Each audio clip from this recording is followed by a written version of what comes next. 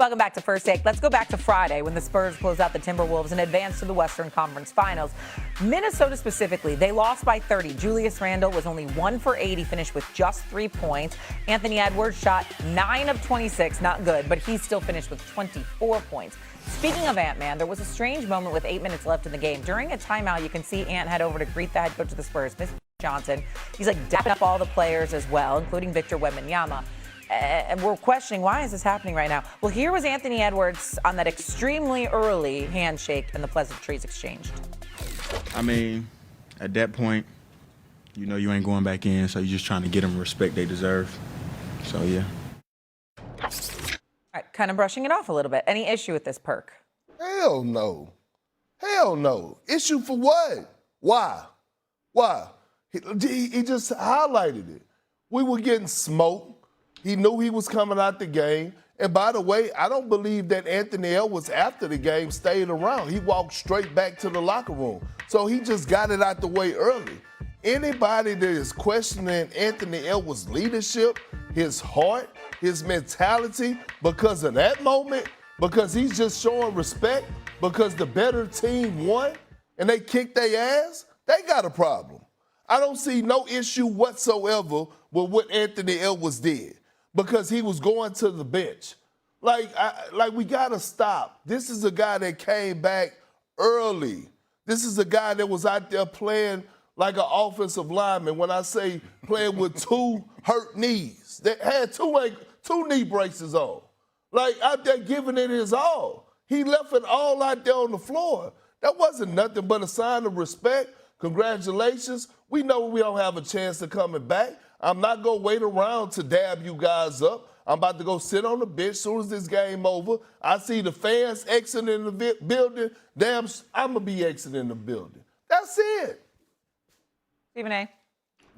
Big perk. Oh, God. You know, as big as your ass is, you always call me your big brother. All right? So let me say this to you. Let me try to impart these words of hopefully of wisdom to you. 2 things can be true. Anthony Edwards, under no circumstances, should be questioned as a leader, his greatness, his commitment. He's my favorite player in the NBA to watch, him and Steph Curry. I say that religiously. I love the brother.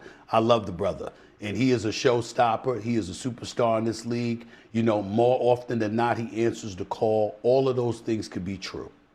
And he could very well have been doing what you said, and I believe him, showing respect to the San Antonio Spurs, who kicked their ass and elevated his level of frustration, because as Jay pointed out on Get Up this morning, I'm not going to steal his thunder, when he pointed out at Julius Randle, because my God, the lack of effort that Julius Randle showed defensively on several occasions.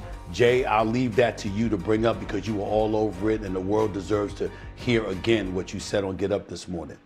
But Big Perk, there's still a time and a place for everything. And the reality is that, giving love to my brother Udonis Haslam, who was on Prime, you know, on Friday night when this happened, he pointed out how that's not something you do with 8 minutes left in the game. You could have waited till the end of the game and then walked down there and did the exact same thing at that particular moment in time.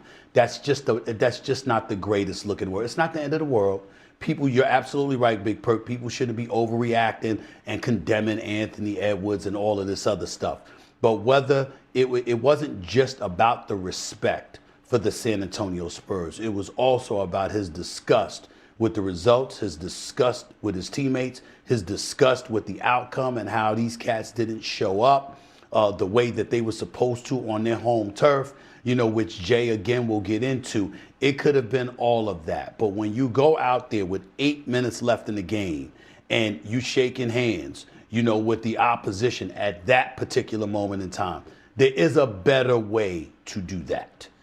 I'm not going to go any further than that, but it's not something you normally see. Steve Nash, you know, Dirk Nowitzki were right on the set with him. You know, when UD said what he said, there's a way to do things, and there's a time and a place for everything. The place was obviously correct, but the timing of that, you wait until the end of the game to do that, bro. You didn't have to do it at that particular moment in time. That's all anybody's saying. I have seen LeBron James. I was sitting on the this. bench. I was sitting right there on the bench. You know, and maybe I can't remember if he caught the same type of heat that Anthony Edwards He has. didn't. But he did dap up everybody on the court. 8 minutes left. 8 minutes left. 4 minutes left. 4 minutes. Well, I mean, they were getting smacked, right? I was I mean, getting smacked. I was sitting right there on the bench. Right. Had a nice suit on. Maybe it was a visual like him going into the bench, but I mean, to me, dapping up everybody on the court. So I have seen something similar before. The only thing I'm going to say. To me, that's not similar, by the way. By the way, that's not similar to me. You dapping Walking cats off up the on the court. basketball court is entirely different than going down to the visiting bench. That's an entirely different look, guys. I can't argue all the way against that, Stephen. I guess what I had talked about earlier goes to, I still think we're watching the evolution of Anthony Edwards as a leader. I think it's safe for us to say that for as dynamic as he is, for as competitive as he is, there's still room for him to continue to grow into the player we know he can ultimately be. And, Right. you know, showing these clips of Julius Randle, I think the level of disgust that he felt was something that other players on their roster felt as well, i.e. Dante DiVincenzo, Nas Reed. I know they made comments about it after game, but just look at these 3 clips I'm going to show y'all. This is a closeout scenario at home, y'all. Julius Randle guarding the ball just leaves the ball. Doesn't even pay attention to the ball. Castle just has a wide open dunk in transition. Don't even look at him. And then he looks at his teammate, he throws his hands up. The next play, ball again, leaves the ball again. Close out scenario. And then the last play off this replay, the same one before, right? Dunk and one finishing opportunity. Then the last play in transition, the last one back in the scene, doesn't even go. KP, that's a half-ass block. Half chance for a block. Not even in the play. So, look, we can all have our opinion on what Anthony Edwards should have done. We all know who this dude is. S.A., I've heard you talk about him on national TV. It reminds you a lot of MJ. We all know how psychotically competitive this dude is. So all I'm going to say is, even though we may not have seen it before, there has to be something brewing inside of him that got him to the point where he can go inside the line and dap up a team that is playing more together than his team can be. Now, maybe you could say that's a little bit on Ant. I'm not saying this right, but there has to be something to get him to that point. Regardless of my decades of covering the sport, let me defer to y'all by asking y'all both this question. Let me read exactly what Udonis Haslam said, and let me get y'all comments about that. Quote, as a leader, I would not have walked down there and shook their hands.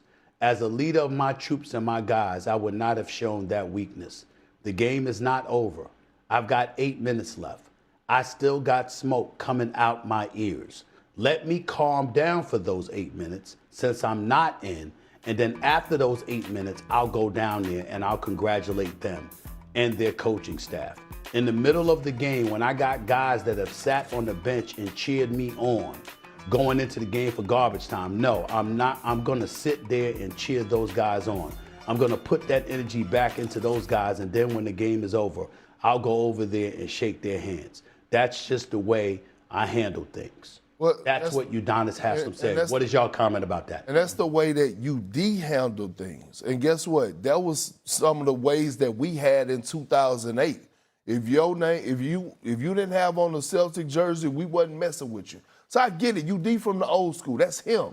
And I'm not saying he's wrong. What I'm saying is I didn't see nothing wrong with Anthony Edwards. But S.A. J. Will, let me get to your point, because that was a great point and clips that you brought up about Julius Randle. Shay, let me see if your listening skills been around for the last 3 weeks since I've been on this show. Moody. The one thing that I've been highlighting, S.A., is that I'm big on watching what? Body language. Body language. Okay, and I was talking to Julius Randle. I said that he had never got over the fact since the trade deadline, go look at his numbers. It was a drop-off because his name was mentioned in trade rumors when they were trying to get Giannis Antetokounmpo. He couldn't be professional enough to say that this is a business. By the way, we saw this same Julius Randle doing the last part of his stint with the New York Knicks. I'm telling you, before I do anything with the draft, I don't even know off the top of my head if they even have a draft pick. I would trade Julius Randle. I don't give a damn if it's for some fried catfish and a pot of gumbo. I would get him out of my locker room because listening to what those guys were saying, he had become a cancer. He had become a cancer. He had made it uncomfortable in that locker room for Coach Fitch to even do his job. And you saw the disconnect because you just showed it in 4K. And this is supposed to be your Robin. Your Robin to Anthony Edwards. This is a guy, last but not least, they traded Karl Anthony Towns for him. That they drafted with the #1 pick. That I believe if they had Karl Anthony Towns right now, we would be looking at that series a lot different than what we did. Let me say this real quick because I want you to close it out with your final thought on this. But just to tie it back to Anthony Edwards and that, right, in UD's comment, to me, that was a sign of this has been brewing for a while, right? Yeah. If everything is going well and you get smacked that way and your expectations are your band of brothers are together, you don't do something like that. But to me, that's a sign of y'all ain't really together. No, you've been trying to hold it together for a while. Half of the and the way dudes played at the end, you're like, man, I'm so out of this. Well, we gotta make changes. Here's the deal. You're right. You're both right because Ant-Man in the post-game conference, when he pointed out about how a championship culture is lacking, but here's the problem. Yep. He gave the impression that it was about the coach as well. But he didn't say that. He said all of us, and he said he put it on him first.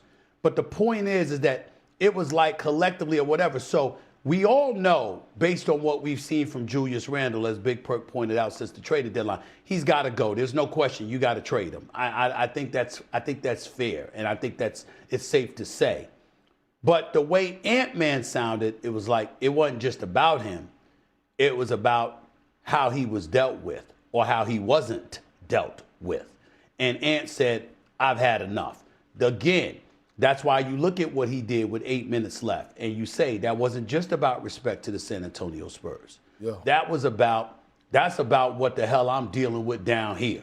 You know, down on this sideline, it's bad, y'all. It's bad. Y'all kicked our ass. Y'all deserve it. I applaud y'all for being a team, because damn it, I wish I had that. That's what he was saying, which is why I'm saying there's a time and a place to do it, because by doing it with 8 minutes left, we knew it wasn't just about, no, y'all kicked our ass and y'all were the better team. It wasn't just about that. It was about an elevated level of frustration that's going on in his own damn locker room and organization. And Minnesota had better fix it before Ant-Man gets really, really demonstrative. Yeah, I agree. Also, I will say this about Udonis Haslam, who I love, obviously used to work with a ton. He never lost in consecutive Eastern Conference Finals. He's never been in that situation the way Ant-Man has. He was on